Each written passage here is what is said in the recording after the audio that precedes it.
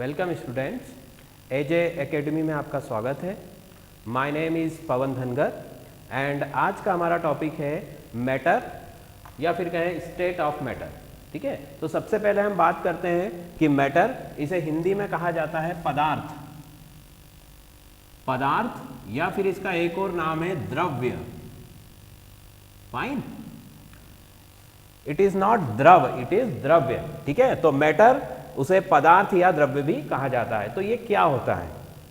तो हम बात करते हैं कि हमारे सराउंडिंग में चारों तरफ जितनी भी चीज़ें हैं, ठीक है, ऐसी कोई भी चीज़ जो कि या तो वो स्पेस को ऑक्यूपाई करती है, मतलब स्थान घेरती है, जगह घेरती है, या फिर उसके अंदर मास होता है, ऐसी सारी चीज़ों को हम मैटर या पदार्थ कहते हैं। ठीक है, सिंपल सी लैंग्वेज में अगर इसकी परिभाषा कहें तो ऐसा कोई भी सब्सटेंस या ऐसी कोई भी चीज़, ऐसा कुछ भी लिविंग या नॉन लिविंग, जीवित या अजीवित, यदि वो स्थान घेरता है और उसके पास मास है, वो छोटा हो या बड़ा हो, उसे हम पदार्थ कहेंगे। ठीक है, और यूनिवर्स में चाहे प्लेनेट हो, एस्टेरॉइड्स हो, स्टार्स हो, या फिर छोटी से छोटी हमारे अर्थ पर कोई भी ऑब्जेक्ट हो, अगर वो स्थान घेरता है या फिर उसके पास मास है तो वो पदार्थ कहलाता है। ठीक, मैटर की परिभाषा मैं यहाँ पर लिख रहा हूँ।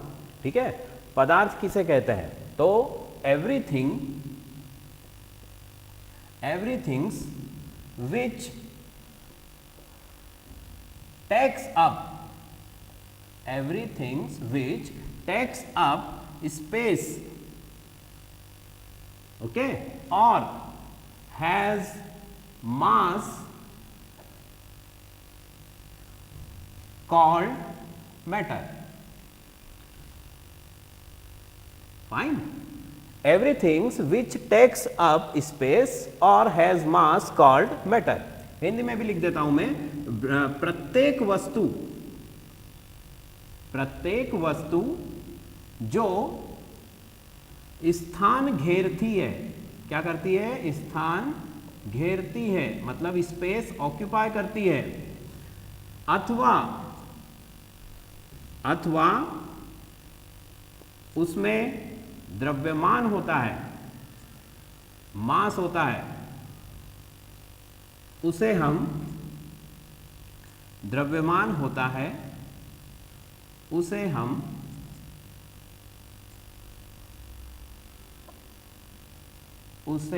हम पदार्थ कहते हैं। ठीक है, तो पदार्थ की सरल सी और बहुत ही छोटी सी परिभाषा है। ठीक है, कि जो भी चीज़ स्थान घेरती है या फिर उसके पास द्रव्यमान होता है, उसे हम पदार्थ कहते हैं। और ये परिभाषा यूनिवर्स में हर किसी के लिए अप्लाई होती है, हर किसी के लिए लागू होती है। इससे बाहर जनरली कोई भी चीज़ नहीं आती है। ठीक है, तो ये तो हो गई पदार्थ की बात। अब अगर हम बात करें कि पदार्थ की अवस्थाएं क्या क्या होती है, मतलब स्टेट ऑफ मैटर। ठीक है, अगर आप स्क्रीनशॉट लेना चाहें तो ले सकते हैं। ठीक है, पदार्थ की अवस्थाएं, या हम यूँ कहें कि पदार्थ को हम कैसे विभाजित करते हैं, किन किन अवस्थाओं में पदार्थ प्रकृति में पाया जाता है और किन किन अवस्थाओं में वो हमें विजिबल होता है, और ऐसी कौन सी अवस्थाएं हैं जो कि हाल ही में जिनकी डिस्कवरी हुई है, ये सब चीज़ों के बारे में हम बात करते हैं। ठीक है, तो हम आगे चलते हैं। देखिए, पदार्थ जो है हमारा मुख्य रूप से इसे दो भागों में विभाजित किया जाता है। ठीक है, मैटर जो है उसे दो तरह से क्लासिफाई हम कर सकते हैं। पहला तो हम बोल सकते हैं फिजिकल, ठीक है, और दूसरा होता है हमारा केमिकल। पहला फिजिकल मतलब भौतिक पदार्थ, और दूसरा है हमारे रसायन। ठीक है, मतलब रासायनिक। इन दो तरह से ये मेजर टाइप है जिनके अंदर हम पदार्थ को या द्रव्य को विभाजित कर सकते हैं। ठीक, फिर इनके अंदर सब टाइप्स हैं, वो भी हम देखते हैं। ठीक है, तो फिजिकल मतलब भौतिक के अंदर सबसे पहला आता है हमारा सॉलिड, मतलब पदार्थ की वो अवस्था है सॉलिड, पदार्थ की पहली अवस्था है सॉलिड। ठीक है, इसे हिंदी में क्या कहा जाता है? ठोस अवस्था। क्लियर? अब ठोस अवस्था पदार्थ की पहली अवस्था है, और इस अवस्था की पहचान हम कैसे कर सकते हैं? भाई, ठोस के पास क्या होता है? जैसे ये पेन है, या हमारा बोर्ड साफ करने का ये रुमाल है, या फिर ये बोर्ड है हमारा, तो यहाँ पर इनके पास स्पेशलाइजेशन क्या है? कि यहाँ पर इनका एक आकार और आकृति मतलब साइज और शेप जो है फिक्स है, ठीक है। इनका आयतन भी फिक्स है मतलब वॉल्यूम भी फिक्स है। तो हम कह सकते हैं कि जो हमारे ठोस है, ठोस के पास उनकी आकार, उनकी आकृति और उनकी जो ज्यामिति है, ठीक है, जियोमेट्री, वो सब कुछ फिक्स होता है, ठीक। दूसरी चीज कि ठोस के अंदर हमारे पास जो मॉलिक्यूल्स होते हैं, जैसे मान लीजिए पेन है, इसके अंदर जो एटम्स या मॉलिक्यूल्स हैं इसके, इनका जो अरेंजमेंट होता है वो बहुत ही रेगुलर और डिसिप्लिन्ड होता है, मतलब नियमित जो इनकी व्यवस्था है अणुओं की इसके अंदर पाई जाती है, ठीक है। क्योंकि अनियमित होगी तब वो ठोस नहीं कहलाएगा। फिर तीसरी बात कि जो भी ठोस है हमारा, उसकी आकृति, आकार उसके स्थान बदल देने पर भी परिवर्तित नहीं होता है, ठीक है। तो ये सारी चीजें हम ठोस के बारे में बोल सकते हैं। वैसे हम हर पदार्थ की हर अवस्था को विस्तार से पढ़ेंगे, डिटेल में पढ़ेंगे, बट उसके कुछ जो मेन पॉइंट्स है, जो मेन कैरेक्टरिस्टिक्स है, वो मैं आपको साथ ही में बताता चल रहा हूँ। तो ठोस के लिए हम क्या क्या चीजें बोल सकते हैं? फर्स्ट ऑफ ऑल कि इसकी आकृति, आकार और आयतन मतलब साइज, शेप और वॉल्यूम फिक्स होता है, ठीक है। दूसरी चीज कि यहाँ पर जो ठोस है इसके अंदर अणुओं की जो व्यवस्था है वो रेगुलर होती है, मतलब नियमित व्यवस्था होती है, ठीक। तीसरा, स्थान बदल देने पर भी इसकी आकृति, आकार में परिवर्तन नहीं होता है। क्लियर? चलिए अब दूसरी चीज जो है हमारे पास फिजिकल के अंदर वो है लिक्विड। लिक्विड मतलब द्रव, ठीक है। मैटर को हम क्या बोलते हैं? द्रव्य, और लिक्विड मतलब द्रव। तो अब लिक्विड के लिए हम क्या क्या चीजें, क्या क्या कैरेक्टरिस्टिक्स बता सकते हैं? तो पहली चीज तो लिक्विड के जो मॉलिक्यूल्स हैं, ठीक है, वो सॉलिड के कंपैरिजन में थोड़ा सा क्या होंगे? थोड़ा सा लूजली पैक्ड होंगे। मतलब यहाँ पर अगर मैं सॉलिड के लिए इस तरह का अरेंजमेंट बनाता हूँ, ये देखिए, ये सॉलिड के मॉलिक्यूल्स आपस में एक दूसरे से बिल्कुल चिपके हुए हैं, ठीक है। यहाँ पर किसी तरह का कोई भी गैप नहीं दिखाई दे रहा है आपको, ठीक। बट लिक्विड के मॉलिक्यूल्स यहाँ पर अगर हम देखेंगे तो इनके बीच में हमें थोड़ा सा गैप दिखाई देगा, ठीक है। और इसी गैप की वजह से, ठीक है, इनके बीच के जो फोर्सेस हैं, लिक्विड के मॉलिक्यूल्स के बीच जो अट्रैक्शन फोर्सेस है वो सॉलिड के अट्रैक्शन फोर्सेस से क्या होंगे? कम होंगे, ठीक है। तभी तो हम ये कह सकते हैं कि लिक्विड का जो वॉल्यूम है वो तो फिक्स होता है, बट उसका साइज और शेप फिक्स नहीं होता। ये सब चीजें हम छोटी छोटी क्लासेस में भी पढ़ चुके हैं, ठीक। अगर देखें कि जैसे हमारा वाटर है, अब वाटर को अगर आपने बॉटल में रखा तो वो बॉटल के शेप का बन जाएगा। अगर आपने उसको ग्लास में ले लिया तो वो ग्लास का शेप ले लेगा। अगर आपने उसको फर्श पर फैला दिया तो वो वहाँ पर पूरा फैल जाएगा। मतलब कि जो लिक्विड सब्सटेंस है हमारे, या लिक्विड जो है वो आकृति और उसका जो आकार है वो जगह के हिसाब से परिवर्तित कर सकता है, ठीक। क्यों कर सकता है? क्योंकि उसके अणुओं, उसके मॉलिक्यूल्स या उसके अणुओं के बीच की जो अट्रैक्शन के फोर्सेस हैं, जो आकर्षण के बल हैं, वो कम है किसकी अपेक्षा? ठोस की अपेक्षा। ठोस में तो बिल्कुल टाइटली पैक्ड है, क्लोजली पैक्ड, ठीक है। बट लिक्विड में कैसा है? ठोस के कंपेरिजन में थोड़ा सा लूजली पैक्ड है, ओके। आगे हम देखते हैं कि सॉलिड, लिक्विड, इसके बाद कौन सा आता है? हमारी जो थर्ड स्टेट ऑफ मैटर होती है वो कौन सी होती है? गैस, ठीक। ये लिख दिया गैस। अब गैस में क्या होगा भाई? गैस का तो ना वॉल्यूम फिक्स होता है, ना शेप फिक्स होता है, ना साइज फिक्स होता है। गैस में कुछ भी फिक्स नहीं होता है, ठीक है। क्यों? क्योंकि गैस के जो मॉलिक्यूल्स हैं वो एक दूसरे से बहुत ही दूर दूर हैं, इस तरह से, ठीक है। ये देखिए, सॉलिड में सभी मॉलिक्यूल्स क्लोजली पैक्ड थे, फिर थोड़ा सा उनमें अट्रैक्शन का फोर्स कम हुआ तो यहाँ पर लिक्विड के मॉलिक्यूल्स को आप देखोगे कि थोड़ा थोड़ा सा इनके अंदर गैप दिखाई दे रहा है। बट जो हमारी गैस है, गैस के अंदर तो जो मॉलिक्यूल्स हैं उनमें बहुत ज़्यादा गैप है, ठीक है। मतलब अट्रैक्शन फोर्स ना के बराबर है, नेग्लिजिबल है, ठीक है, जिसे हम वीक वंडरवॉल फोर्सेस कहते हैं। कौन से फोर्सेस हैं? वीक वंडरवॉल फोर्सेस, ठीक। तो गैस के मॉलिक्यूल्स के बीच में जो फोर्स है वो हमारा कौन सा है? Weak Van der Waals forces. और इसी की वजह से गैस का साइज, शेप, वॉल्यूम कुछ भी फिक्स नहीं होता है। मान लीजिए 1 लीटर की बोतल में अगर आप कह रहे हो कि अगर हम उसमें लिक्विड डालेंगे कोई तो 1 लीटर ही आ पाएगा, ठीक है। बट अगर आप चाहें उसमें गैस डालना चाहें तो गैस उसमें 10 लीटर भी आ सकती है। क्यों? क्योंकि गैस को हम कंप्रेस कर सकते हैं, ठीक। वो आगे हम देखने वाले हैं। तो यहाँ पर हमने सॉलिड, लिक्विड, गैस 3 चीजें पढ़ी। तो इनमें सबसे सिंपल बात तो आपको समझ में आ ही रही है कि यहाँ पर शेप और साइज और वॉल्यूम सब फिक्स है। यहाँ पर शेप और साइज फिक्स नहीं है पर वॉल्यूम फिक्स है, और यहाँ पर कुछ भी फिक्स नहीं है। तो पदार्थ की 3 अवस्थाएं हमने पढ़ ली, और जनरली हमारे जो दैनिक जीवन होता है, डेली लाइफ होता है, उसके अंदर हमें ये 3 ही अवस्थाएं दिखाई देती हैं। ठोस दिखाई देती है, द्रव दिखाई देती है, और गैस दिखाई नहीं देती बट होती है। तो अब इसके अलावा 2 और अवस्थाएं जो कि अभी कुछ ही सालों में डिस्कवर की गई हैं हमारे साइंटिस्ट के द्वारा, या हमें पढ़ने के लिए अभी प्रोवाइड की गई है। वो होती है 4th स्टेट ऑफ मैटर, होती है प्लाज्मा। ठीक है, 4th state of matter plasma. इसे क्या कहा जाता है? Super heated state of matter. ठीक, मतलब प्लाज्मा को मैं लिख देता हूं, ये प्लाज्मा है हमारा, ये super heated state of matter होता है। किसका? आपके मैटर का।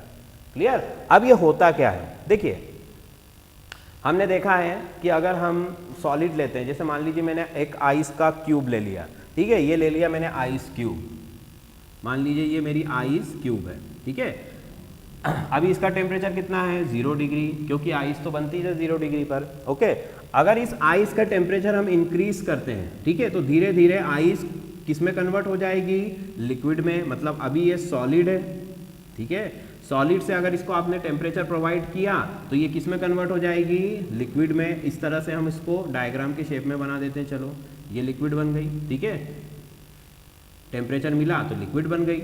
अब आगे अगर आप इसे और गर्म करते हो, और हीट प्रोवाइड करते हो, और ज़्यादा टेम्परेचर देते हो, तो लिक्विड से क्या बन सकती है? गैस भी बन सकती है। वो वही वाटर वेपर बनती है कि नहीं बनती है? मतलब अगर इस लिक्विड को आपने हीट करना शुरू किया, ये मैंने हीट कर दिया इसे नीचे से, तो यहाँ पर क्या होने लगेगा? वाटर वेपर फॉर्म होने लगेगी। ठीक है, मतलब सॉलिड को टेम्परेचर मिला तो लिक्विड बना, लिक्विड को और ज़्यादा टेम्परेचर मिला तो गैस बन गई। ठीक है, वाटर वेपर बन गई। ऐसा किसी भी सब्सटेंस के साथ होता है कि अगर वो सॉलिड है, आप उसको हीट प्रोवाइड करोगे, लिक्विड में कन्वर्ट होगा, फिर गैस में। अब फाइनली इसके बाद जो 4th स्टेट है हमारी, उसमें क्या होता है कि ये जो गैस है हमारी, ठीक है, अगर इस गैस को हम और ज़्यादा टेम्परेचर प्रोवाइड कर रहे हैं, क्या कर रहे हैं कि हमने गैस ले लिया है कंटेनर में, ठीक है, और ये गैस है हमारी, इस गैस को हम टेम्परेचर प्रोवाइड कर रहे हैं। अब कितना टेम्परेचर प्रोवाइड कर रहे हैं? इसे हम हाई टेम्परेचर प्रोवाइड करते हैं, जो कि होता है, ठीक है, 11,400 फ़ारेनहाइट, डिग्री फ़ारेनहाइट से 15,000 के आसपास होता है। ठीक है, कितना होता है?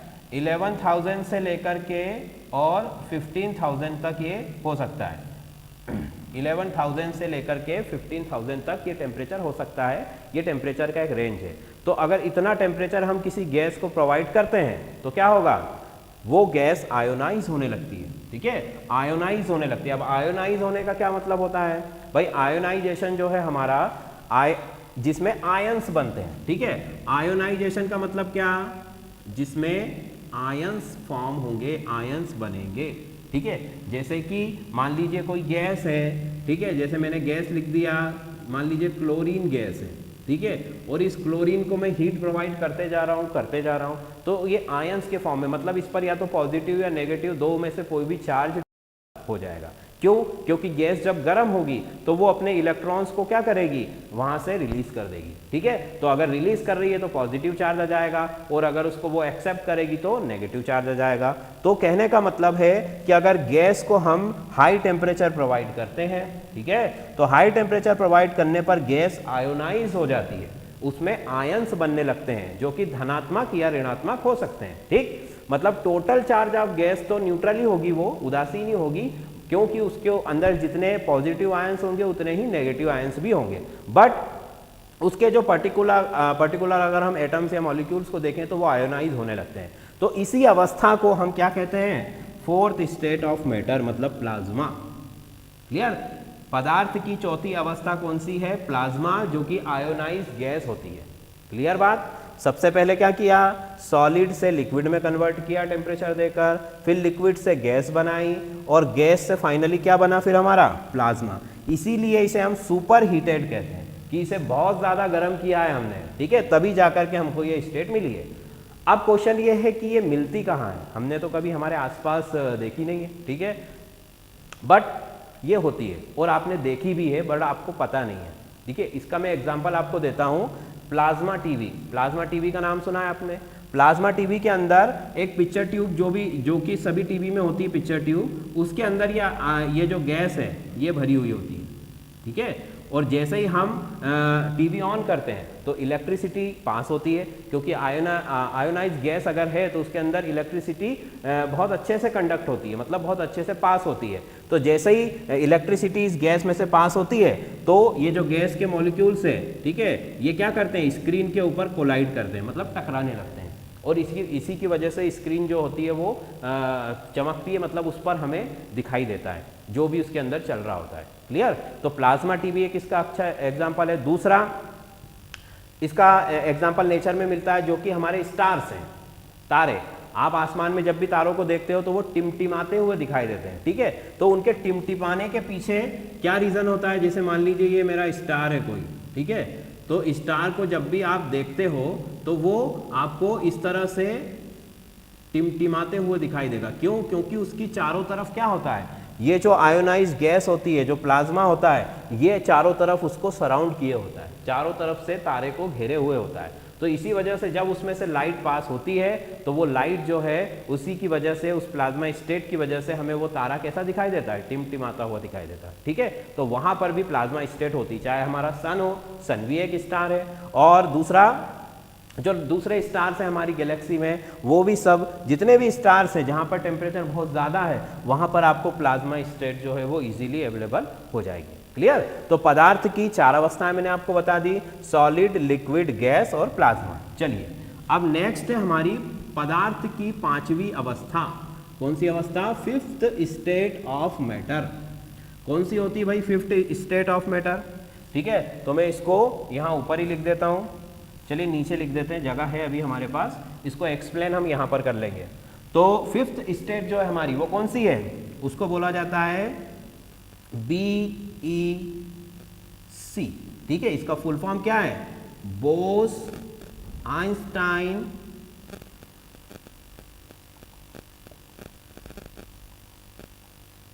कंडेंसेट, ठीक है। इसका नाम दो साइंटिस्ट के नाम पर है, एक तो बोस, ठीक है, जो कि हमारे इंडिया के साइंटिस्ट हैं, और आइंस्टाइन को तो हम सभी जानते ही हैं, ये सत्येंद्र नाथ बोस है। इनका पूरा नाम क्या है? सत्येंद्र नाथ बोस।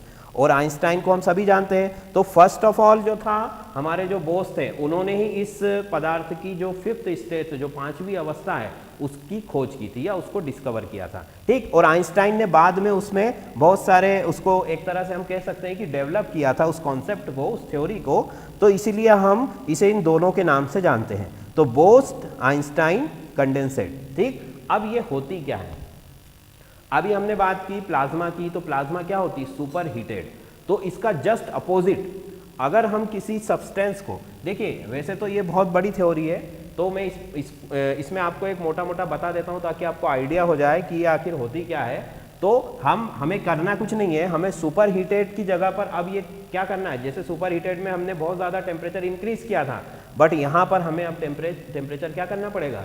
डिक्रीज करना पड़ेगा। तो मान लीजिए कि ये हमारे पार्टिकल्स हैं, ठीक है, गैस के या जो भी हमारा मैटर है उसके पार्टिकल्स हैं, ठीक है। बेसिकली ये जो स्टेट है ये बोसोन, जो पार्टिकल्स होते हैं बोसोन, उन्हीं में मिलती है जनरली, ठीक है। क्यों? क्योंकि ये जो पाउली का जो अपवर्जन का नियम होता है उसका पालन नहीं करते हैं। तो इतना डिटेल में हमें जाने की ज़रूरत नहीं है। आप इतना समझिए कि कोई भी मैटर जो है आपका, अगर इसको आप इसके टेम्परेचर को आप डिक्रीज करते जाते हो, ठीक है, तो टेम्परेचर डिक्रीज करने से क्या होगा भाई? मान लीजिए आपने किसी गैस का टेम्परेचर कम किया तो वो धीरे से लिक्विड में कन्वर्ट हो जाएगी। फिर अगर और ज़्यादा टेम्परेचर कम किया तो वो लिक्विड क्या होगा? सॉलिड में कन्वर्ट हो जाएगा। भाई जस्ट अपोजिट रिएक्शन, टेम्परेचर देने पर सॉलिड लिक्विड बन रहा था, बट टेम्परेचर डिक्रीज करने पर लिक्विड वापस किस में कन्वर्ट हो सकता है? सॉलिड में कन्वर्ट हो सकता है। क्यों? क्योंकि जो मॉलिक्यूल्स हैं उनकी काइनेटिक एनर्जी जैसे ही कम होगी, काइनेटिक एनर्जी मॉलिक्यूल्स की जैसे ही डिक्रीज होगी तो वो एक दूसरे के क्या होने लगेंगे, पास आने लगेंगे, इस तरह से। ठीक है, जितनी ज़्यादा आप इसको ठंडा करोगे उतने ज़्यादा ये मॉलिक्यूल्स एक दूसरे के पास आने लगते हैं। भाई ठंडी के मौसम में देखते हैं, भाई गर्मी में तो हम सब लोग एक दूसरे से बहुत दूर दूर रहना पसंद करते हैं, बट ठंडी के दिनों में क्लास में जितने ज़्यादा बच्चे उतना अच्छा है, क्योंकि एक गर्म वातावरण वहाँ पर मिल जाता है। तो वैसे ही जो अगर मॉलिक्यूल्स की काइनेटिक एनर्जी आप कम कर रहे हो, मतलब उसके टेम्परेचर को डिक्रीज कर रहे हो, ठीक है, तो क्या होगा कि जो मॉलिक्यूल्स दूर दूर थे, ठीक है, उनके पास अपनी एनर्जी थी, इसलिए वो फ्रीली मूव कर रहे थे, बट जैसे जैसे एनर्जी डाउन होती जा रही है, कम होती जा रही है, तो क्या हो रहा है, वो एक दूसरे के पास आते जा रहे हैं। और फाइनली एक टेम्परेचर आता है जिसे एब्सोल्यूट जीरो टेम्परेचर कहते हैं। कौन सा टेम्परेचर कहते हैं, एब्सोल्यूट जीरो टेम्परेचर। ठीक है, और वो टेम्परेचर क्या होता है, -273.15 डिग्री सेंटीग्रेड। ठीक है, क्या टेम्परेचर होता है, -273.15 डिग्री सेंटीग्रेड का टेम्परेचर। अब इस टेम्परेचर पर क्या होता है, इस टेम्परेचर पर वो जितने भी मॉलिक्यूल्स जो आपने कंटेनर में लिए हैं वो सब एक बड़े मॉलिक्यूल्स की तरह बिहेव करने लगते हैं। मतलब छोटे छोटे कई सारे मॉलिक्यूल्स ना होकर वो कैसे बिहेव करने लगते हैं, पूरे के पूरे एक ही मॉलिक्यूल, एक तरह का वो क्लस्टर बन जाता है। ठीक है, तो मतलब क्या हुआ कि मान लीजिए यहाँ 100 मॉलिक्यूल्स हैं, आपने इनको ठंडा करना शुरू किया, तो वो इतने ज़्यादा ठंडे हो गए इस टेम्परेचर पर कि सबके सब एक दूसरे के बहुत ज़्यादा क्लोज आ गए, बहुत ज़्यादा पास आ गए, और इसी वजह से वो मॉलिक्यूल्स जो है वो अलग अलग बिहेव ना करते हुए सबके सब क्या हो गए, एक मॉलिक्यूल की तरह बिहेव करने लगे। ठीक, और इसी अवस्था को क्या कहा जाता है, BEC। ठीक है, आप इसे कब प्राप्त कर सकते हो, जबकि आपने पदार्थ को बहुत ज़्यादा ठंडा किया है। क्लियर, तो यहाँ पर मैटर का हमने क्लासिफिकेशन शुरू किया है, फिजिकल और केमिकल। ठीक, फिजिकल में हमने बात की सॉलिड की, सॉलिड बताया मैंने क्या होता है, जिनमें क्लोज्ड पैकिंग होती है, लिक्विड जिनमें कंपैरिजन में क्या होता है, लूजली पैक्ड होते हैं, और गैस में तो वीक वैन डर वाल फोर्सेस होते हैं। फिर प्लाज्मा जो सुपर हीटेड होती है, बहुत ज़्यादा टेम्परेचर इंक्रीज करने पर ही मिलती है, और BEC जो होती है ये बहुत ज़्यादा टेम्परेचर डिक्रीज करने पर मिलती है। फाइन, चलो अब नेक्स्ट है हमारा रासायनिक, इसकी भी बात करते हैं कि भाई इसमें क्या क्या होता है। तो जो हमारा रासायनिक पदार्थ होता है या रासायनिक मैटर जो होता है, उसके अंदर अगर हम देखें तो इसे 2 पार्ट्स में डिवाइड किया है। ठीक है, केमिकल मैटर या केमिकल जो भी आपके सब्सटेंस है उनको 2 पार्ट्स में डिवाइड किया है। पहला होता है प्योर, मतलब शुद्ध, ठीक है, प्योर सब्सटेंस, प्योर सब्सटेंस, और दूसरा क्या होगा, इम्प्योर, इम्प्योर सब्सटेंस या अशुद्ध पदार्थ। क्लियर, अब प्योर क्या होंगे भाई, प्योर क्या होता है, जिसमें कोई भी मिलावट ना हो। ठीक है, जैसे हम कहते हैं कि हमें दूध प्योर चाहिए, मतलब उसमें पानी या कोई दूसरे तरह का कोई भी प्रोटीन पाउडर वगैरह मिक्स ना हो, ठीक है, वो प्योर होगा। तो वैसे ही ऐसे सब्सटेंस जिनमें केवल उनके अलावा किसी और सब्सटेंस का मॉलिक्यूल या एटम प्रेजेंट नहीं हो, उसको हम क्या बोलेंगे, प्योर सब्सटेंस। क्लियर, मतलब इसमें किसी भी दूसरे तरह का कोई भी सब्सटेंस अवेलेबल या उसका कोई भी एटम या मॉलिक्यूल, कोई भी दूसरा सब्सटेंस उसके अंदर नहीं होना चाहिए। तो प्योर सब्सटेंस उसी को कहते हैं। और इसके एग्जाम्पल में हम क्या लिख सकते हैं, प्योर सब्सटेंस किस किस को बोलेंगे, प्योर सब्सटेंस में हम 2 चीजें देख सकते हैं कि एलिमेंट, ठीक है, और कंपाउंड। क्लियर, एलिमेंट और कंपाउंड। एलिमेंट तो टोटली प्योर ही होता है, क्यों, क्योंकि जैसे मैंने लिखा कि भाई हाइड्रोजन एक एलिमेंट है। अब इसमें हाइड्रोजन के अलावा दूसरी कोई चीज़ है क्या, नहीं है, इसीलिए ये क्या हो गया, प्योर हो गया। तो यही चीज़ हमको देखना है कि प्योर सब्सटेंस में क्या है, जिसमें प्योरिटी हो, जिसमें किसी तरह का कोई अडल्ट्रेशन नहीं हो, मतलब कि इसमें कोई दूसरा एटम या मॉलिक्यूल नहीं हो। उसी तरह से कंपाउंड्स भी प्योर होते हैं। अब आगे देखें अशुद्ध पदार्थ। अशुद्ध का मतलब क्या हुआ यहाँ पर कि इसमें किसी तरह का मतलब या तो एक या फिर एक से ज़्यादा, या एक से ज़्यादा ही होगा जनरली, क्यों, क्योंकि अगर हम इसको अशुद्ध कह रहे हैं तो इसमें कम से कम 2 चीज़ें होनी चाहिए। तो 2 या मोर देन 2 सब्सटेंस का जो मिक्सचर होता है उसी को हम क्या बोलेंगे, अशुद्ध पदार्थ। तो इसका सबसे सिंपल एग्जांपल क्या हो गया, मिक्सचर। ठीक, अब मिक्सचर की क्या डेफिनेशन है कि बिना किसी रेशो के, मतलब यहाँ पर आप कोई रेशो नहीं ले रहे हैं। भाई कंपाउंड में तो रेशो होता है कि इतने % हाइड्रोजन है तो इतने % ऑक्सीजन होगा, बट मिक्सचर में ऐसा कोई रेशो होता है क्या? हम लोग खाने के लिए भी जो मिक्सचर बनाते हैं, सेव परमल या भेल बनाते हो आप, तो क्या करते हो, उसमें क्या हम तोल कर डालते हैं कि इतना हमें टमाटर डालना है या इतना हमें परमल डालना है? सब अंदाजे से ही काम होता है। तो कहने का मतलब है कि मिक्सचर जो है जिनमें रेशो डिफाइन नहीं है, ठीक है, पहली चीज। और दूसरी चीज कि यहाँ पर 2 और मोर देन 2, ठीक है, 2 या 2 से ज्यादा जो है कंपोनेंट हो सकते हैं, ठीक है, तो उससे हम बोलेंगे मिक्सचर। अब मिक्सचर भी है जो हमारे पास 2 तरह का होता है। मिक्सचर भी कितने तरह का होता है, 2 तरह का होता है। एक तो होता है होमोजीनियस। मिक्सचर को हिंदी में क्या बोला जाता है बेटा, मिश्रण, ठीक है, ये लिख दिया मैंने मिश्रण। ठीक, एलिमेंट मतलब होता है तत्व और कंपाउंड मतलब होता है यौगिक। फाइन। तो अब मिक्सचर की बात करें तो मिक्सचर भी 2 तरह के हैं, होमोजीनियस और हेट्रोजीनियस। लिख देते हैं, चलो, होमोजीनियस। होमोजीनियस का मतलब क्या होता है, सामांगी मिश्रण। इसके बारे में अभी हम बात करेंगे, ठीक है, पहले हम नाम लिख लेते हैं। तो पहला है सामांगी मिश्रण, दूसरा क्या हो जाएगा, विषमांगी मतलब हेट्रोजीनियस। हेट्रोजीनियस मिक्सचर मतलब विषमांगी, विषमांगी। ठीक, अब ये होता क्या है भाई, मतलब क्या और विषमांगी मतलब क्या? ये 2 तरह के मिक्सचर हैं। तो पहली चीज देखिए, सामांगी की हम बात करते हैं पहले होमोजीनियस की। तो होमोजीनियस को अगर मैं डिफाइन करना चाहूँ तो मैं ऐसे डिफाइन कर सकता हूँ कि मान लीजिए कि आपने बाहर से कोई कोल्ड ड्रिंक लिया पीने के लिए, ठीक है, तो अगर आप उस कोल्ड ड्रिंक की बोतल में से या किसी जूस की बोतल में से आप नीचे से आप अगर उसको थोड़ा सा उसमें से पीते हैं, सिप लेते हैं, या फिर उसके ऊपर के भाग में से आप कोई जूस का एक सिप लेते हैं, तो दोनों ही जगह का टेस्ट में कोई अंतर आएगा क्या? नहीं आएगा, क्योंकि पूरी बॉटल का टेस्ट एक ही जैसा है। आप उसमें कहीं से भी कोई भी सिप लेंगे तो वहाँ पर आपको टेस्ट में कोई भी डिफरेंस दिखाई नहीं देगा। ठीक, और इसके अलावा देखो, जैसे हम मान लीजिए हमारे चाय वाले होते हैं जो हमें चाय, जनरली चाय की टपरी वगैरह, ठीक है, हम सभी लोग कभी ना कभी उस पर चाय पीते ही हैं, बट जो मार्केट में जो भी चाय वाले होते हैं उनकी चाय का टेस्ट हमेशा एक जैसा ही होता है। ठीक है, क्यों?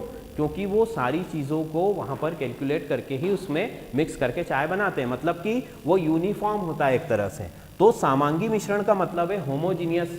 होमोजीनियस का मतलब कि वहाँ पर उसके प्रत्येक हिस्से में आपका जो भी मिश्रण है उसके हर भाग में पदार्थों का जो संगठन है वो कैसा है, समान। क्लियर? अब दूसरा है विषमांगी।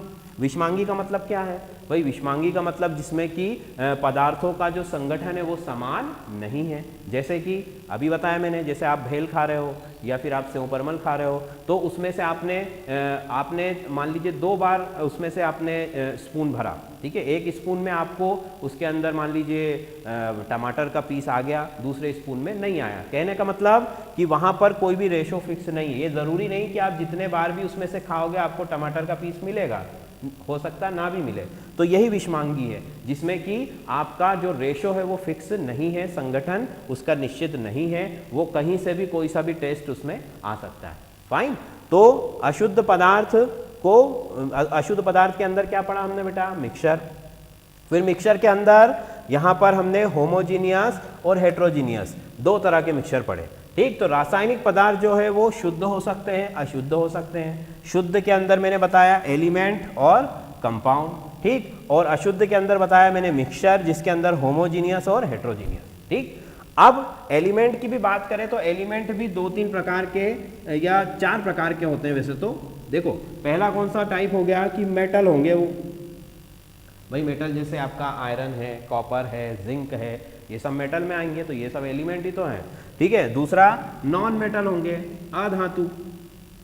पहला मेटल हो गया, दूसरा क्या हो गया? Non metal.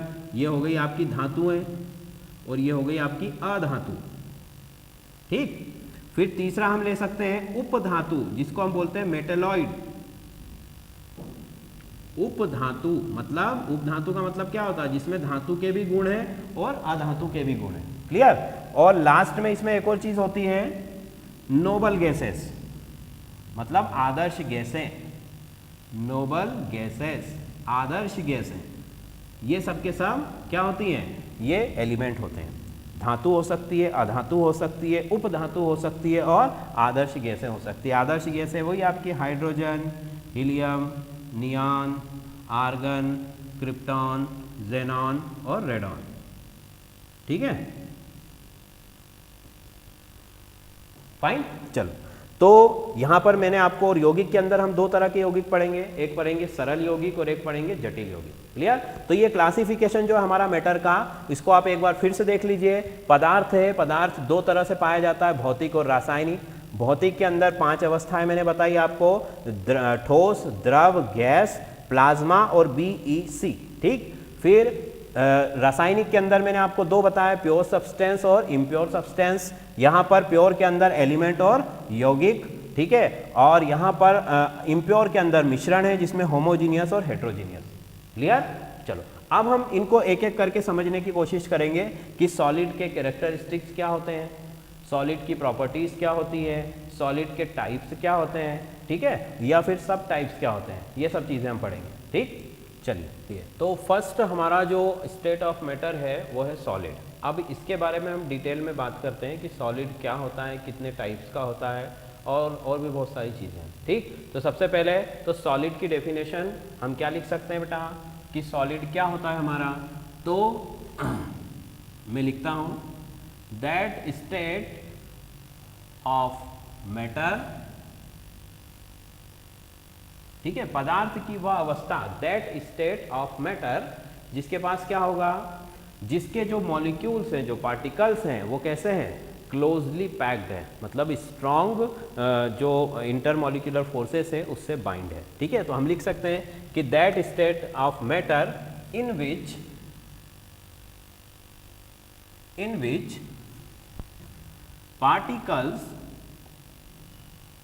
particles are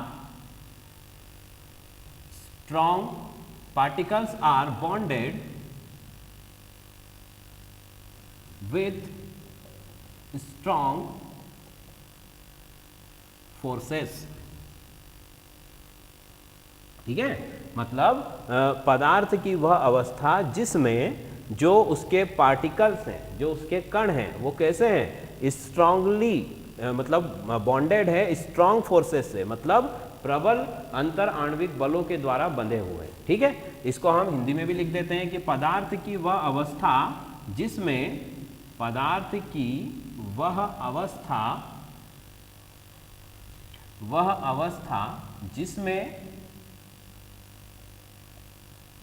जिसमें कण परस्पर प्रबल बलों द्वारा जुड़े होते हैं।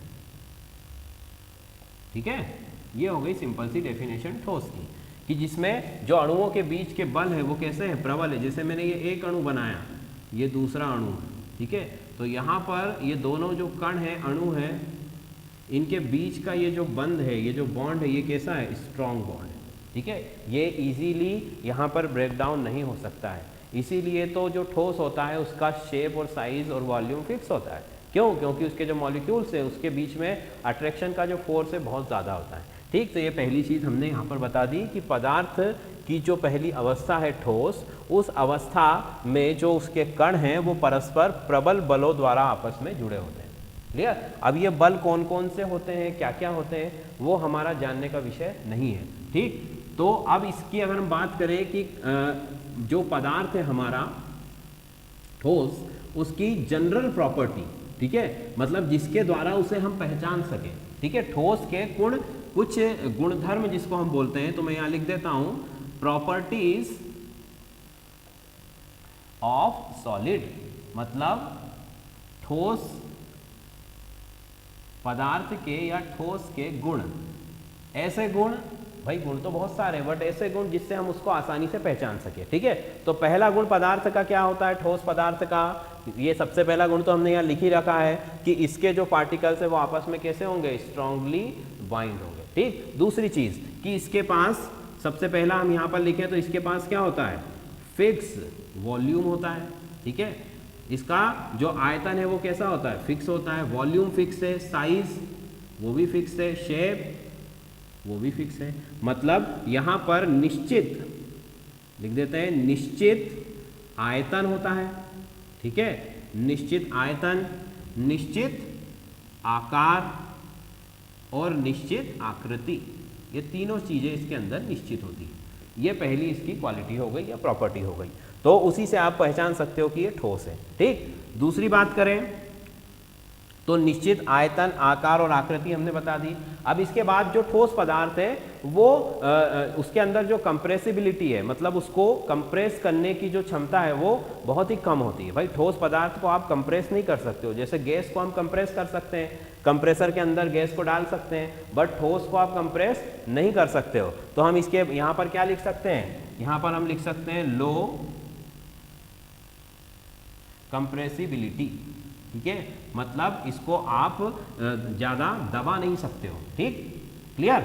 अच्छा, क्यों गैस को हम क्यों दबा सकते हैं और ठोस को हम नहीं दबा सकते हैं, ऐसा क्यों? क्योंकि हम तो पहले ही बोल रहे हैं ना कि भाई ठोस के जो कण हैं वो आपस में पहले से ही बहुत ही पास पास अरेंज्ड हैं, जुड़े हुए हैं इस तरह से, तो उनके बीच में तो जगह है ही नहीं, तो आप उसको दबाओगे भी तो वो कहाँ जाएंगे, भले ही वो ठोस टूट जाएगा पर वो कंप्रेस नहीं होगा। इसीलिए हम कह सकते हैं कि इसके अंदर लो कंप्रेसिबिलिटी होती है। अब आप लो क्यों लिख रहे हैं हम यहाँ पर, क्योंकि कुछ ना कुछ कंप्रेसिबिलिटी होती है, भले ही वो हमें दिखाई ना दे। ठीक है, बट जैसे कि मान लीजिए एक कोई लकड़ी का बेंच है या फिर लोहे का बेंच है, दोनों में से अगर आप किसी भी एक बेंच पर बैठते हो तो आपको ज़्यादा कंफर्टेबल किस में लगता है, लकड़ी के बेंच में लगता है। क्यों? क्योंकि वहाँ पर लकड़ी के जो बेंच है उसके अंदर कंप्रेसिबिलिटी आयरन की बेंच की कंपैरिजन में थोड़ी सी होती है। ठीक है, भले ही वो मेजरेबल नहीं है बट वो फील होती है। क्लियर। चलो, तो लो कंप्रेसिबिलिटी मतलब इसको दबाया नहीं जा सकता है। फिर दूसरी चीज इसके अंदर आती है कि इसका डिफ्यूजन, इसके अंदर डिफ्यूजन भी नहीं होता है। ये लिखा मैंने डिफ्यूजन। अब डिफ्यूजन क्या होता है, डिफ्यूजन का मतलब होता है विसरण। ठीक है, मतलब इसमें विसरण भी नहीं होता है। ठीक, विसरण क्या होता है? अब विसरण का मतलब कि गैस के या किसी भी पदार्थ के अणुओं का एक जगह से दूसरी जगह में जाना। ठीक है, जैसे कि हमने परफ्यूम की बोतल अगर मैं यहाँ पर मेरे पास खोलता हूँ तो उसका जो स्मेल है वो मुझसे 10 मीटर दूर खड़े हुए व्यक्ति को भी जाएगा। मतलब कि जो परफ्यूम की जो स्मेल है, जो उसके अंदर गैस है, वो क्या हो रही है, डिफ्यूज हो रही है। और डिफ्यूज कैसे हो रही है, एयर के थ्रू डिफ्यूज हो रही है। बट ठोस के अंदर ये पॉसिबल है क्या? नहीं है पॉसिबल, क्योंकि ठोस के मॉलिक्यूल अगेन सारे के सारे क्या हैं, स्ट्रांगली पैक्ड हैं, क्लोजली पैक्ड हैं, और इसीलिए यहाँ पर आप इनमें डिफ्यूजन नहीं देख पाओगे। ठीक है, क्योंकि ये मॉलिक्यूल एक दूसरे को छोड़कर कहीं भी जाने वाले नहीं हैं, इसीलिए इनके अंदर ना तो कंप्रेसिबिलिटी होगी ना ही इनके अंदर डिफ्यूजन होगा। क्लियर। तो पहली चीज कि इसका आयतन, आकार, आकृति निश्चित है। दूसरा, इसको कंप्रेस नहीं किया जा सकता है, इसमें डिफ्यूजन भी ना के बराबर होता है। तीसरा, अगर हम देखें कि ठोस के अंदर जो है वो फ्लेक्सिबिलिटी भी नहीं होती है। ठीक है, मतलब कि इसमें तन्यता नहीं होती है। तन्यता का मतलब कि जैसे रबर फ्लेक्सिबल होता है, ठीक है, रबर को हम खींच सकते हैं और खींचकर जैसे ही छोड़ते हैं तो वापस अपनी फर्स्ट वाली पोजीशन में चला जाता है। क्लियर, जाता है कि नहीं जाता है? या हम दूसरा कोई भी ऑब्जेक्ट लें जो जिसमें फ्लेक्सिबिलिटी होती है, गैस में हो सकती है बट सॉलिड में नहीं हो सकती है। क्यों नहीं हो सकती है? क्योंकि यहाँ पर फिर से वही बात कि सॉलिड के सारे मॉलिक्यूल्स कैसे हैं, क्लोजली पैक्ड हैं, उनके अंदर जगह ही नहीं है इतनी, और उनके बॉन्ड इतने स्ट्रांग है कि अगर आपने उनको मान लीजिए फोर्स लगाकर अलग कर दिया तो फिर उनको वापस अटैच होने के लिए भी उतनी एनर्जी आपको प्रोवाइड करना पड़ेगी। ठीक है भाई, मान लीजिए कोई एक बॉन्ड बना हुआ है, ये दो मॉलिक्यूल्स हैं, इन दो मॉलिक्यूल्स के बीच में एक स्ट्रांग बॉन्ड बना हुआ है, और अगर आप इस बॉन्ड को ब्रेक करना चाहते हैं, इसे तोड़ना चाहते हैं, ठीक है, तो अब तोड़ने के लिए क्या करना पड़ेगा, हमें एनर्जी प्रोवाइड करना पड़ेगी। भाई आपने उस सब्सटेंस को गर्म करना शुरू किया, उसको हीट देना शुरू किया, तो जैसे जैसे उसकी हीट बढ़ती जाएगी तो ये बॉन्ड क्या हो जाएगा, ब्रेक डाउन हो जाएगा। फाइन। तो अब ब्रेकडाउन तो हो गया, बट जब आप चाहते हो कि वापस वो बॉन्ड बने तो आपको उसको उतनी ही एनर्जी प्रोवाइड करना पड़ेगी जितनी आपने उसको तोड़ने के लिए प्रोवाइड की थी। मान लीजिए इसको 10 जूल एनर्जी लग रही है तोड़ने के लिए, तो जब ये बॉन्ड वापस फॉर्म होगा तब भी इसे कितनी एनर्जी की रिक्वायरमेंट होगी? 10 जूल की। मतलब कि इसमें जो तन्यता है वो ना के बराबर है, और तन्यता अगर आप इसमें तन्यता हम जैसे स्टील है आपका या आयरन है या तांबा है, ये सब ठोस है और इनमें तन्यता का गुण होता है, ठीक है। बट ये नॉर्मल सिचुएशन में क्या तन्य होते हैं? क्या इन्हें हम अपने हाथ से खींचकर लंबा कर सकते हैं? क्या लोहे की रॉड को आप अपने हाथ से, जो आप में फिजिकल फोर्स है उससे हम नहीं कर सकते हैं। ये मशीनों के द्वारा इनको किया जा सकता है, फिर इनको गर्म करने के बाद ही करती है मशीनें भी। अगर मशीनें भी इनको फ्लेक्सिबल करती हैं तो वो कैसे करती? गर्म करने के बाद। ठंडे लोहे को मशीन भी फैलाकर बड़ा नहीं कर सकती। क्लियर? तो ठोसों के अंदर ठोस के अंदर निश्चित आयतन, आकृति, आकार है, और कंप्रेसिबिलिटी नहीं होती है, डिफ्यूजन भी नहीं होता है, और तन्यता भी नहीं होती है। ठीक, अगला गुण की अगर इसकी हम बात करें, ठीक है, तो ठोस का अगला गुण जो होता है हमारा 5वां गुण है इसके अंदर, high melting and boiling point. ठीक है, मतलब ठोसों में जो क्वथनांक और गलनांक होता है, क्वथनांक और गलनांक, वो कैसा होता है? उच्च होता है। ठीक है, ठोस के अंदर क्वथनांक और गलनांक कैसा होता है? उच्च होता है। अब ये क्वथनांक और गलनांक क्या होता है भाई? मेल्टिंग पॉइंट का मतलब क्या है? मेल्टिंग पॉइंट का मतलब ऐसा टेम्परेचर जिस पर वो सब्सटेंस मेल्ट होना शुरू हो जाए। ठीक है, सिंपल सी इसकी डेफिनेशन बताई मैंने, हालांकि इसकी कॉम्प्लिकेटेड डेफिनेशन भी है, बट हमारा काम इसी डेफिनेशन से चल जाएगा। तो मेल्टिंग पॉइंट का मतलब कि ऐसा पर्टिकुलर टेम्परेचर जिस पर कोई जो सॉलिड है वो क्या होने लगे? मेल्ट होने लगे, उसे हम बोलेंगे मेल्टिंग पॉइंट। ठीक, इसी तरह बॉइलिंग पॉइंट की अगर बात करें तो बॉइलिंग पॉइंट का मतलब ऐसा पॉइंट जिसके अंदर वो जो आपका कोई भी लिक्विड है वो बॉईल होने लगे, वो बॉइलिंग पॉइंट हो जाएगा। भाई बॉइलिंग पॉइंट कब आएगा? जब आपने मान लीजिए आयरन लिया, अब आयरन जो है वो 1000 डिग्री से लेकर के और 1500 डिग्री तक जो है वो मेल्ट होता है। ठीक है, या अगर अलग अलग टाइप्स के आयरन का जो टेम्परेचर है वो अलग अलग होता है, तो हम एक मान लेते हैं कि 1000 से 1500 के बीच में वो मेल्ट हो रहा है, उसके बाद वो बॉईल भी होगा। तो high melting and boiling point, और उसका भी रीज़न क्या है? उसका भी रीज़न है कि उनकी जो जियोमेट्री है, उनकी जो ज्यामिति है, उनके अणुओं की जो संरचना है वो कैसी है? बहुत ही क्लोजली पैक्ड है, इस तरह से इनके अंदर कोई भी स्पेस नहीं होता। ये मैंने बनाया, जैसे मान लीजिए इस तरह से, जैसे आपने देखा होगा ना जो फ्रूट बेचने वाले ठेले वाले होते हैं वो संतरों को या फिर हमारे आलू प्याज को इस तरह से जमा के रखते हैं। ठीक है, उसी तरह का ये क्रिस्टल अरेंजमेंट है। ठीक है, तो यहाँ पर आप देखोगे कि इनके बीच में किसी भी तरह का कोई गैप दिखाई नहीं दे रहा है। ठीक, ये जो गैप आपको दिखाई दे रहे हैं इन्हें वॉइड्स कहते हैं। ये एक अलग विषय है। ठीक है, इसको हम काउंट नहीं करते गैप में, ये वॉइड है जो कि हर किसी में होता है, तो उसकी बात हम नहीं करेंगे। बट यहाँ पर अणुओं के बीच की जो दूरी है वो कैसी है? शून्य है। कहने का मतलब कि अणु आपस में बहुत ही अच्छी तरीके से बंधे हुए हैं, और इसी वजह से इनको तोड़ने के लिए, इनको गलाने के लिए हमें उच्च ताप और दाब का इस्तेमाल करना पड़ता है। लोहे को गलाने के लिए भट्टियों में उसे आग के ऊपर तपाना पड़ता है। ठीक है, चाहे आप कोई सा भी मेटल ले लीजिए, उसको जब आप गलाओगे, उसको जब आप मेल्ट करने की कोशिश करोगे तो उसको आपको तापमान जो है बहुत ही उच्च रखना पड़ेगा। ठीक है, जितनी ज़्यादा भारी धातु होगी उसको गलाने के लिए उतना ही ज़्यादा तापमान आपको उसको देना पड़ेगा। ठीक, तो ये अपनी 5वां गुण होगा। ठोसों के अंदर जो क्वथनांक और गलनांक है कैसे हैं? बहुत ही उच्च हैं। चलिए फिर अगली बात करें तो जनरली मतलब सामान्यतः जो ठोस होते हैं वो क्या होते हैं? Good conductor of heat and electricity. Clear? जो ठोस होते हैं वो सामान्यतः क्या होते हैं? ये ऊष्मा तथा विद्युत के सुचालक होते हैं। जो ठोस हैं वो ऊष्मा और विद्युत के सुचालक होते हैं सामान्यतः, जनरली। लिख देता हूं मैं यहाँ कि ऊष्मा तथा विद्युत के सुचालक होते हैं। अच्छा, ऊष्मा और विद्युत के सुचालक कौन होते हैं?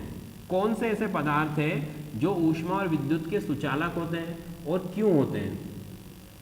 देखो, तो ऊष्मा और विद्युत के सुचालक का मतलब है कि जिनके अंदर से ऊष्मा या फिर विद्युत मतलब हीट या फिर एनर्जी आसानी से फ्लो हो जाए, ठीक है, वो क्या हो गया, ऊष्मा और विद्युत के सुचालक हो गए। जैसे कि ठंडी के दिनों में जो धातु से बनी हुई चीज़ें हैं वो हमें ठंडी लगती है छूने पर। लोहे की आपने किसी भी ऑब्जेक्ट को अगर टच किया तो वो आपको ठंडा लगेगा, बट लकड़ी के साथ ऐसा होता है क्या? नहीं होता है। लकड़ी आपको ठंडी लगती है क्या? नहीं लगती है। गर्मियों में गर्म लगती है क्या? नहीं लगती है। क्यों? क्योंकि लकड़ी जो है वो हीट की कैसी है? लकड़ी हीट की कुचालक है, मतलब हीट ऊष्मा की कुचालक है और विद्युत की भी कुचालक है, ठीक है। परंतु जो सामान्यतः जो ठोस धातुएं होती हैं वो विद्युत और ऊष्मा की सुचालक होती हैं, ठीक है। अब ये सुचालकता का कारण क्या होता है? भाई धातुओं में ऐसा क्या होता है जो कि विद्युत की और ऊष्मा की सुचालक होती हैं? तो उसका कारण होता है मुक्त इलेक्ट्रॉन। धातुओं के जो परमाणु होते हैं उनके पास मुक्त इलेक्ट्रॉन होते हैं, मतलब फ्री इलेक्ट्रॉन। और ये फ्री इलेक्ट्रॉन क्या करते हैं? ऊष्मा तथा विद्युत को एक सिरे से दूसरे सिरे तक लेकर के जाते हैं, ठीक है।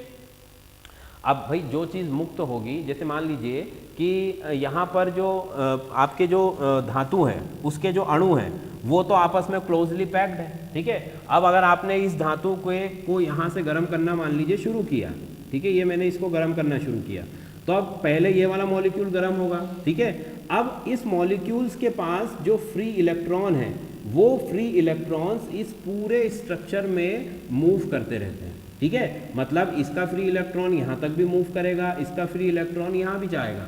वो फ्री इलेक्ट्रॉन उनका काम ही है मूव करना। तो जब वो मूव करते हैं उसी वजह से आपका जो इलेक्ट्रिसिटी है वो एक एंड से दूसरे एंड तक पहुंच जाती है, ठीक है। मतलब विद्युत धारा का प्रवाह मुक्त इलेक्ट्रॉनों की उपस्थिति के कारण या मुक्त आयनों की उपस्थिति के कारण संभव होता है, ठीक है। और इसी वजह से हम कह सकते हैं कि वो कैसे हैं? ऊष्मा तथा विद्युत के सुचालक होते हैं। क्लियर? तो ये कुछ सामान्य गुण मैंने आपको बताए। पहला गुण क्या बताया था हमने? ठोसों का पहला गुण उनका आकार, आकृति, आयतन निश्चित होता है। दूसरा गुण हमने बताया था यहाँ पर कि लो कंप्रेसिबिलिटी, मतलब उनको कंप्रेस नहीं किया जा सकता है। अच्छा, लिक्विड को कंप्रेस किया जा सकता है क्या? लिक्विड को भी कंप्रेस नहीं किया जा सकता। कंप्रेसिबल केवल एक ही होता है, गैस, वो हम आगे पढ़ेंगे, ठीक है। फिर लो डिफ्यूजन, इसके अंदर डिफ्यूजन नहीं हो सकता है, ठीक है। मतलब ठोस जो है उसके मॉलिक्यूल्स हवा के थ्रू एक जगह से दूसरी जगह नहीं जा सकते, ठीक। फिर लो फ्लेक्सिबिलिटी, मतलब इनमें जो लचीलापन या जिसको हम तन्यता कहते हैं वो भी कैसी होती है? कम होती है। फिर नेक्स्ट है हमारा high melting and boiling point, मतलब उच्च क्वथनांक तथा गलनांक। और सबसे लास्ट वाला हमने पढ़ा कि सामान्यतः ये क्या होते हैं? ऊष्मा तथा विद्युत के सुचालक होते हैं। क्लियर? चलिए अब हम आगे देखते हैं कि क्लासिफिकेशन ऑफ सॉलिड क्या होता है। इसका स्क्रीनशॉट लेना चाहे तो ले सकते हैं। चलिए नेक्स्ट है हमारा क्लासिफिकेशन ऑफ सॉलिड, ठीक है। अब सॉलिड का क्लासिफिकेशन हम देखेंगे कि इसमें कितने तरह के सॉलिड हैं, ठीक है, उनके एग्जांपल्स क्या हैं, उनकी प्रॉपर्टीज़ क्या हैं, वगैरह वगैरह, ठीक है। तो पहले हम देखते हैं क्लासिफिकेशन में हम सॉलिड को जो है 2 टाइप्स में क्लासीफाई किया गया है। जो उसके मेजर टाइप है वो 2 टाइप्स, ठीक है। पहला जो हमारे पास है वो है क्रिस्टलाइन सॉलिड। ये हो गया क्रिस्टलाइन सॉलिड, मतलब क्रिस्टलीय ठोस।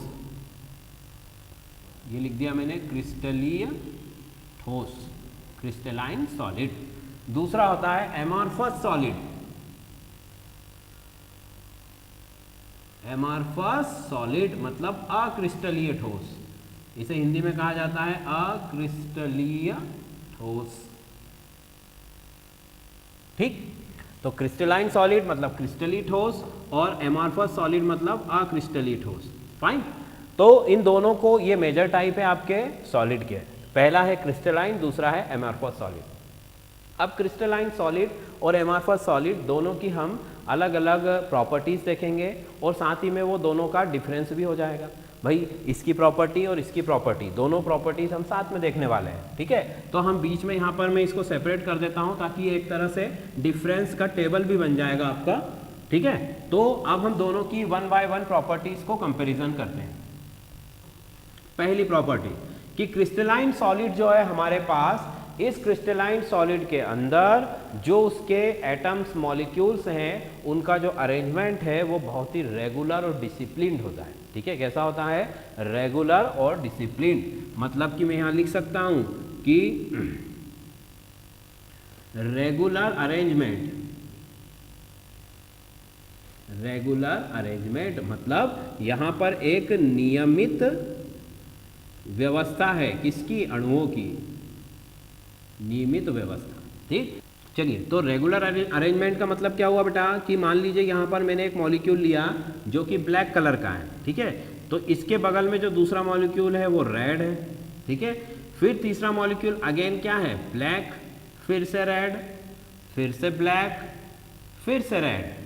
ठीक, मतलब कि यहाँ पर जो पैटर्न है वो आपको एक रेगुलर पैटर्न दिख रहा है, रेगुलर अरेंजमेंट दिख रहा है कि पहले ब्लैक मॉलिक्यूल है, उसके बाद में ब्लू मॉलिक्यूल है। एक्चुअल में सबका कलर सेम ही होता है, ये यहाँ पर उनके हम नेचर की बात कर रहे हैं या उन मॉलिक्यूल्स के जो एनर्जी वगैरह कई सारी चीज़ें होती हैं उन सभी को लेकर हम एक वाइड टर्म में बात कर रहे हैं कि रेगुलर अरेंजमेंट मतलब पहले ब्लैक मॉलिक्यूल आया, फिर उसी दूसरे प्रकार का मॉलिक्यूल रेड है, फिर ब्लैक, फिर रेड, फिर ब्लैक, फिर रेड। उसी तरह से आप नीचे भी जाओगे तो ब्लैक के नीचे फिर से रेड मॉलिक्यूल है, रेड के नीचे ब्लैक, फिर ब्लैक के नीचे फिर से रेड, रेड के नीचे ब्लैक और ब्लैक के नीचे रेड। इस तरह से ये रेगुलर अरेंजमेंट आपको यहाँ पर दिखाई देगा। ठीक है, तो ये सबसे पहली क्वालिटी होती है किसकी? क्रिस्टलीय ठोस की, क्रिस्टलाइन सॉलिड की, कि उसके अंदर जो उसके क्रिस्टल्स है, उसके जो अणु है, जो परमाणु है, उनमें एक निश्चित व्यवस्था होती है। ठीक है, वहां पर डिसिप्लिन है। जैसे कि आर्मी में डिसिप्लिन होता है कि भाई जिसका जहां नंबर है, जिसको जहां बैठना है या जिसको जहां खड़े होना है वो वहीं पर ही होता है। ठीक है, वैसे ही यहाँ पर भी क्या होता है कि जिस मॉलिक्यूल्स का जगह जहां पर फिक्स है वो वहीं पर आपको मिलेगा और एक रेगुलर पैटर्न में मिलेगा। क्लियर? चलो, तो अब इसका जस्ट अपोजिट यहां पर हम लिख सकते हैं। यहां पर हम क्या लिख सकते हैं? इसकी प्रॉपर्टी के अंदर हम लिख सकते हैं कि ये इर्रेगुलर है। भाई वहां पर रेगुलर था तो यहां पर क्या हो जाएगा? इर्रेगुलर अरेंजमेंट मतलब अनियमित व्यवस्था, जिसमें कि जो मॉलिक्यूल्स हैं उनकी जो जगह है या उनका जो पैटर्न है वो फिक्स नहीं है। कैसे फिक्स नहीं है? मान लीजिए पहले एक ब्लैक मॉलिक्यूल आ गया, फिर से रेड आ गया। ठीक है, अब उसके बाद हो सकता है वापस रेड आ जाए या कोई तीसरा ब्लू आ जाए, फिर से रेड आ गया। इस तरह से यहाँ पर कोई भी फिक्स अरेंजमेंट नहीं है। यहाँ पर जो अरेंजमेंट है वो कैसा है? अनियमित, मतलब कि जिसका जब मन चाह रहा है वो वहाँ पर आकर के अरेंज हो रहा है। ठीक है, जैसे कि आजकल के जो स्टूडेंट्स हैं या जो बच्चे हैं उनकी लाइफ का जो या डेली रूटीन होता है वो भी इसी तरह का होता है। जब मन में आया तब सोए, जब मन में आया तब उठे। ठीक है, जब भूख लगेगी तभी खाना खाएंगे। मतलब कहने का कि कोई दिनचर्या फिक्स नहीं है। वैसे ही यहाँ पर भी जो अरेंजमेंट है वो कैसा है? इर्रेगुलर है। ये एक भीड़ की तरह है। ठीक है, जो लोगों की भीड़ होती है जब कहीं पर कोई आंदोलन वगैरह में जा रहे हैं, नारे लगा रहे हैं, तो वो भीड़ है जिसका कि कोई जिसमें डिसिप्लिन नहीं है। बट ये क्या है? ये एक डिसिप्लिन है। मतलब यहाँ पर आप इसको बोल सकते हो कि ये मिलिट्री के लोग हैं, ये आर्मी के लोग हैं, जो कि एक व्यवस्था है, एक निश्चित अनुशासन के साथ चल रहे हैं। बट यहाँ पर जो है ये क्या है? ये एक भीड़ है। ठीक, क्लियर? तो इर्रेगुलर अरेंजमेंट अनियमित व्यवस्था, यहाँ पर रेगुलर अरेंजमेंट। दूसरे गुण की अगर हम बात करें तो हमारे जो क्रिस्टली ठोस है इनका जो मेल्टिंग पॉइंट होता है वो कैसा होता है? Sharp melting point. मतलब कि शार्प मेल्टिंग पॉइंट का मतलब क्या हुआ कि मान लीजिए मैंने कहा कि भाई कि जो आयरन है उसका जो मेल्टिंग पॉइंट है वो मान लीजिए 700 डिग्री सेंटीग्रेड। आयरन का मेल्टिंग पॉइंट मैंने लिखा 700 डिग्री सेंटीग्रेड। ठीक है, तो अब आयरन उस 700 डिग्री सेंटीग्रेड पर मेल्ट हो जाएगा। इसका मतलब होता है शार्प मेल्टिंग पॉइंट। ऐसा नहीं है कि हमने कहा कि 700 से 800 के बीच में वो मेल्ट हो रहा है। जैसे कि मान लीजिए मैंने किसी प्लास्टिक के ऑब्जेक्ट को अगर गर्म करता हूँ, ठीक है, प्लास्टिक को या रबर को मैंने गर्म किया तो प्लास्टिक गर्म होने के बाद क्या डायरेक्ट मेल्ट हो जाएगा? नहीं, वो पहले नरम होना शुरू होगा। प्लास्टिक पहले सॉफ्ट होगा, उसके बाद वो पिघलना शुरू होगा। मतलब कि इनका जो टेम्परेचर का मेल्टिंग पॉइंट का जो टेम्परेचर है वो फिक्स नहीं है, वो रेंज में आता है। कि भाई 10 से लेकर 15 डिग्री के बीच में प्लास्टिक मेल्ट हो जाएगा, बट यहां पर हम क्या बोल सकते हैं कि आपने कहा कि 700, तो आयरन 700 पर ही मेल्ट हो जाएगा। इसका मतलब होता है शार्प मेल्टिंग पॉइंट, मतलब ये पर्टिकुलर टेम्परेचर पर मेल्ट हो जाते हैं। इनके लिए आपको रेंज देने की ज़रूरत नहीं पड़ती है कि भाई यहाँ पर 700 से 800 के बीच में ये जो है मेल्ट हो जाएंगे या 800 से 1000 के बीच में मेल्ट हो जाएंगे। आपने जो पर्टिकुलर टेम्परेचर बोला है उसी टेम्परेचर पर ये मेल्ट हो जाएंगे। जैसे कि आपका जो वाटर है उसका वाटर का जो बॉइलिंग पॉइंट है वो भी फिक्स है, उसी तरह से सॉलिड में भी जो मेटल्स है उनका जो मेल्टिंग पॉइंट है वो फिक्स होता है, ठीक। और इसका जस्ट अपोजिट मैंने बताया, जस्ट अपोजिट क्या है, मेल्टिंग पॉइंट यहाँ पर शार्प है क्या, नहीं है। मेल्टिंग पॉइंट कैसा अवेलेबल है, मेल्टिंग पॉइंट जो है ये कैसा है, रेंज इन टेम्परेचर में, रेंज इन टेम्परेचर, मतलब यहाँ पर आपका जो तापमान है इसका मेल्टिंग पॉइंट जो है, गलनांक है, ये तापमान की परास में मापा जाता है। परास में मतलब जैसे मैंने लिख दिया कि भाई 20 डिग्री से लेकर 50 डिग्री के बीच में कोई भी जो आपका अक्रिस्टलीय ठोस है वो पिघल जाएगा, तो ये परास हो गई। यहाँ पर आप कोई फिक्स टेम्परेचर नहीं दे सकते कि भाई वो 21 पर जाकर पिघलेगा या 45 पर जाकर पिघलेगा या 40 पर जाकर पिघलेगा, ऐसा कोई भी फिक्स यहाँ पर नहीं है। तो ये चीज़ हो गई। तो शार्प मेल्टिंग पॉइंट है हमारे क्रिस्टलाइन ठोस, जो क्रिस्टलीय ठोस है उनका मेल्टिंग पॉइंट शार्प है, और दूसरा जो है हमारे अक्रिस्टलीय जो ठोस है उनका मेल्टिंग पॉइंट शार्प नहीं है, रेंज में मेजर किया जाता है। क्लियर। चलिए नेक्स्ट है हमारा कि जो क्रिस्टलाइन ठोस है वो ट्रू सॉलिड उनको बोला जाता है। ट्रू सॉलिड मतलब वास्तविक ठोस होते हैं। वास्तविक ठोस का मतलब जो ठोस के गुण होने चाहिए वो उनमें सारे होते हैं, ठीक है। जैसे हम बोलते हैं ना कि ये तो परफेक्ट इंसान है, मतलब जो क्वालिटीज एक परफेक्ट इंसान के अंदर होनी चाहिए वो उसमें सब है। जैसे मर्यादा पुरुषोत्तम भगवान राम, उनमें सारी क्वालिटीज हैं, वैसे ही ये भी ठोस का क्या है, ये भी ठोस का बिल्कुल परफेक्ट एग्जाम्पल है। मतलब वास्तविक ठोस का मतलब उसमें ठोस की लगभग सारी क्वालिटीज होती हैं, ठीक। और ये क्या हो जाएगा, ये आभासी ठोस है, मतलब इसमें कुछ क्वालिटीज तो है ठोस की, बट कुछ ऐसी भी क्वालिटीज है जो ठोस में नहीं पाई जाती, ठीक है। तो इसको हम क्या लिखेंगे, स्यूडो, स्यूडो सॉलिड मतलब आभासी ठोस। ये केवल आपको आभास देता है ठोस होने का, ठीक है। इसमें कुछ जो गुण है वो ठोस के उपस्थित है, बट कुछ जो गुण है वो ठोस के नहीं होते हैं। तो ये तीसरी बात हो गई, ठीक है। पहली रेगुलर अरेंजमेंट, क्रिस्टलीय ठोस में रेगुलर अरेंजमेंट है, और यहाँ पर क्या है, इररेगुलर अरेंजमेंट। दूसरा, यहाँ पर शार्प मेल्टिंग पॉइंट है, मतलब जितना बोला उसी टेम्परेचर पर वो मेल्ट हो जाएगा। यहाँ पर रेंज इन टेम्परेचर है, मतलब तापमान की परास में मापा जाता है। यहाँ पर ट्रू सॉलिड है, मतलब वास्तविक ठोस है, और यहाँ पर कैसा है, वो स्यूडो सॉलिड है, मतलब कि आभासी ठोस है। क्लियर। चलिए नेक्स्ट इसके बाद हम देखते हैं कि यहाँ पर हमारा जो क्रिस्टलीय ठोस है, चलिए अब नेक्स्ट हमारा जो वास्तविक ठोस है, मतलब जो ट्रू सॉलिड है वो कौन सा है, क्रिस्टलाइन सॉलिड। तो इसके अंदर 4 टाइप के क्रिस्टलाइन सॉलिड है, उनको भी हम पढ़ेंगे, ठीक है। तो यहाँ पर अगर हम क्लासिफिकेशन देखें तो क्रिस्टलाइन ठोस जो है वो 4 टाइप्स के हैं। कौन कौन से टाइप्स है बेटा, चलो हम उनको इस तरह से लिख लेते हैं। ये देखिए, इस तरह से हम 4 क्रिस्टलाइन सॉलिड के 4 टाइप्स के बारे में पढ़ेंगे। पहला होता है इसमें आयोनिक क्रिस्टलाइन सॉलिड, मतलब आयनिक ठोस, आयनिक क्रिस्टलीय ठोस, आयनिक क्रिस्टलीय ठोस। ये पहली चीज हो गई, आयोनिक क्रिस्टलाइन सॉलिड। ये क्या होता है उस पर भी हम बात करेंगे, पहले हम सबके नाम लिख लेते हैं, ठीक है। दूसरा है हमारे पास, आयनिक के बाद हो गया covalent, covalent crystalline, covalent crystalline solid.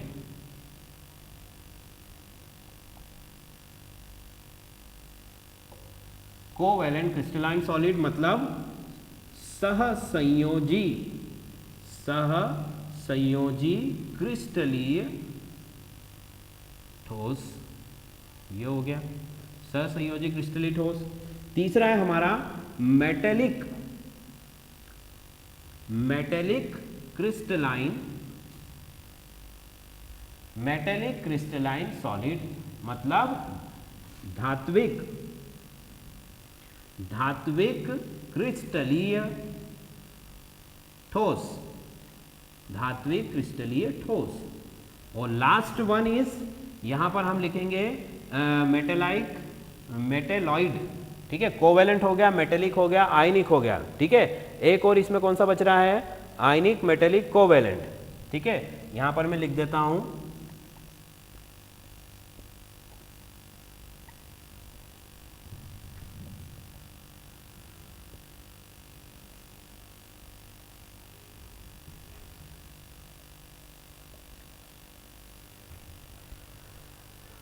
ठीक। बोर्ड पे थोड़ी जगह कम पड़ रही तो हम दो दो करके इनको एक्सप्लेन करते हैं, ठीक है। चलो पहले इनको एक्सप्लेन कर लेते हैं, उसके बाद फिर हम इसे एक्सप्लेन कर लेंगे। तो पहला देखिए आयनिक क्रिस्टल। आयनिक क्रिस्टल का मतलब ऐसे क्रिस्टल जिनके अंदर जो है आयंस अवेलेबल है, ठीक है। जैसे कि आयंस क्या होते हैं, दो तरह के आयन हैं। आयन दो तरह के कौन कौन से हैं, एक तो पॉजिटिव आयन और दूसरा नेगेटिव आयन, ठीक है। मतलब कि यहाँ पर अगर मैं इनके एग्जाम्पल की बात करूँ तो मैं लिख सकता हूँ NaCl, ठीक है, KCl, ये दोनों ही क्या है, आयोनिक क्रिस्टल के एग्जाम्पल हैं।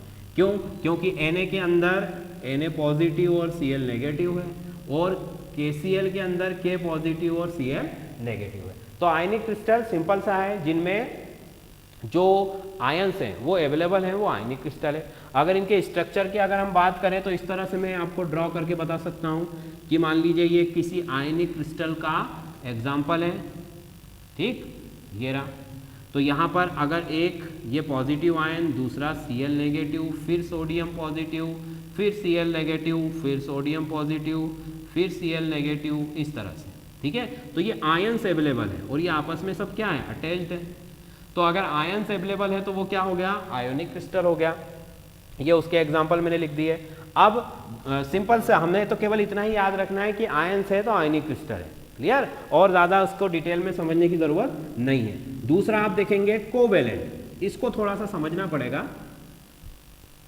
सबसे पहले तो इस कोवेलेंट मतलब सहसंयोजी बंध का, सहसंयोजी का मतलब क्या होता है वो समझना होगा। देखिए हम जानते हैं कि जो एटम है, मॉलिक्यूल्स हैं, वो आपस में क्या क्या होते हैं, जुड़ते हैं, ठीक है। हमने कहा कि ठोस में बहुत ही स्ट्रांग जो बॉन्ड है उनके थ्रू जुड़ते हैं। तो ये बॉन्ड जो होते हैं वो उसी बॉन्ड का एक टाइप होता है, ठीक है। जैसे मान लीजिए दो मॉलिक्यूल्स हैं, ये आपस में जब अटैच होते हैं तो आयनिक बंध, जो आयनिक क्रिस्टल होगा उसमें एक मॉलिक्यूल्स अपना इलेक्ट्रॉन दूसरे को प्रोवाइड कर देता है और दूसरा मॉलिक्यूल उसको, दूसरा जो एटम है वो उसको एक्सेप्ट कर लेता है, ठीक है। एक ने इलेक्ट्रॉन दिया, दूसरे ने एक्सेप्ट किया, तो क्या बनेगा, आयोनिक बॉन्ड, क्लियर।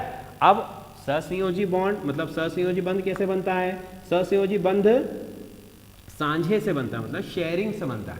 भाई इस एटम ने अपना एक इलेक्ट्रॉन यहाँ पर सेंटर में रखा, इस एटम ने भी अपना इलेक्ट्रॉन सेंटर में रखा, और इन दोनों इलेक्ट्रॉन का यूज ये दोनों एटम करते हैं। मतलब कि ये दो इलेक्ट्रॉन इसके भी है और ये दो इलेक्ट्रॉन इसके भी है, मतलब दोनों ने अपना एक एक इलेक्ट्रॉन क्या किया है, शेयर किया है। तो जब शेयरिंग होती है इलेक्ट्रॉन्स की तो कौन सा बॉन्ड बनता है, सहसंयोजी बंध। और जब इलेक्ट्रॉन का आदान प्रदान होता है, मतलब उसको आपने गेन कर लिया या डोनेट कर दिया, तो तब कौन सा बॉन्ड बनता है, आयनिक बॉन्ड, ठीक है। आयनिक बॉन्ड में इलेक्ट्रॉन्स का ट्रांसफर होगा और जो सहसंयोजी बंध है उसमें इलेक्ट्रॉन्स की शेयरिंग होगी, ठीक है। तो अब इसके एग्जाम्पल अगर हम देखें तो सहसंयोजी कोवेलेंट में हम क्या लिख सकते हैं, सहसंयोजी कोवेलेंट में आप कार्बन का कोई सा भी एग्जाम्पल लिख सकते हो, जिसमें कार्बन और कार्बन के बीच में बंध बन रहा है वो सहसंयोजी हो सकता है, जिसमें सिलिकॉन और सिलिकॉन के बीच में बॉन्ड बन रहा है वो सहसंयोजी हो सकता है, फाइन। चलो अब नेक्स्ट है, इनको हम मिटा देते हैं। अगला मैं लिखता हूं यहां पर ionic covalent metallic, metallic crystalline solid, metallic crystalline solid. तो मेटेलिक क्रिस्टलाइन सॉलिड में जनरली क्या होंगे, सारे मेटल्स होंगे। मेटल्स के जितने भी एग्जाम्पल है आप उसमें लिख सकते हो, जैसे आयरन लिख दिया मैंने, जिंक लिख दिया, ठीक है। इसके बाद में हम यहाँ पर क्रोमियम लिख दिया, कॉपर लिख दिया, निकल लिख दिया, Hg लिख दिया, गोल्ड लिख दिया, सिल्वर, जितने भी मेटलिक हैं, जितने भी मेटल्स हैं उन सब के एग्जाम्पल यहाँ पर हम लिख सकते हैं। मतलब डी ब्लॉक के जितने भी मेटल हैं ऑलमोस्ट सारे के एग्जाम्पल हम यहाँ पर लिख सकते हैं, क्योंकि वो सब मेटेलिक क्रिस्टलाइन सॉलिड है। क्लियर। फिर लास्ट वन हमारा था मॉलिक्यूलर क्रिस्टलाइन सॉलिड। ठीक है, मॉलिक्यूलर क्रिस्टलाइन सॉलिड, जिसे हम हिंदी में क्या कहेंगे, आणविक क्रिस्टलीय यौगिक, आणविक क्रिस्टलीय ठोस, सॉरी। ठीक, अब आणविक का क्या मतलब है, जिसमें अणु हो। ठीक है, अब अणु क्या होता है भाई, जैसे देखो मैंने लिखा H2O। अब इसमें एक जो एटम है वो हाइड्रोजन का है, दूसरा जो एटम है वो ऑक्सीजन का है, और दोनों ने मिलकर क्या बना लिया, एक मॉलिक्यूल बना लिया। ठीक है, तो आणविक क्रिस्टलीय ठोस मतलब जिसमें मॉलिक्यूल्स अवेलेबल हैं, वो जो हमारे ठोस हैं वो सबके सब क्या हो जाएंगे, आणविक क्रिस्टलीय ठोस हो जाएंगे। जैसे I2 का एग्जांपल हम ले सकते हैं, यहाँ पर आयोडीन का एक मॉलिक्यूल आपको दिख रहा है।